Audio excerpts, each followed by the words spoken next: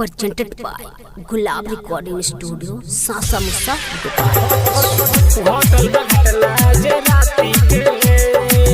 पीले बदूर देवर छाती के काटी जो निकोल पिया काटी जो निकोल कोरी समोसिया के रउआ मोरा होटल बघटला जे राती के पीले बदूर देवर छाती के होटल बघटना जे राती के पीले बदूध देवरा छाती के काटी जो निकोल पिया काटी जो निकोल कोरी समोसिया के रउआ मोरा होटल बघटना जे राती के पीले बदूध देवरा छाती के होटल बघटना जे राती के पीले बदूध देवरा छाती के होटल बघटना जे राती के पीले बदूध देवरा छाती के होटल बघटना जे राती के पीले बदूध देवरा छाती के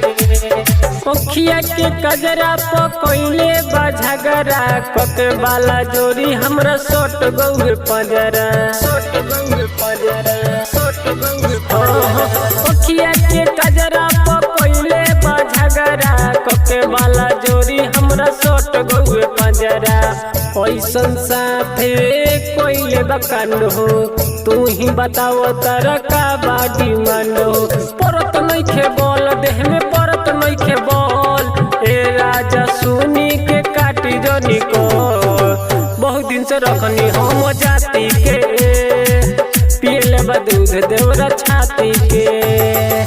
होटल बघटना जे राती के पीले बदूध देवरा छाती के होटल बघटना जे राती के छाती के होटल बघटना जे राती के पीले बदूध देवरा छाती के राइटर सतेंद्र से जाके तू पूछी हो बतिया हम तो सचे कहतानी टीमोलो टाइगर से जाके तू पूछी हो बतिया हम तो सचे कहतानी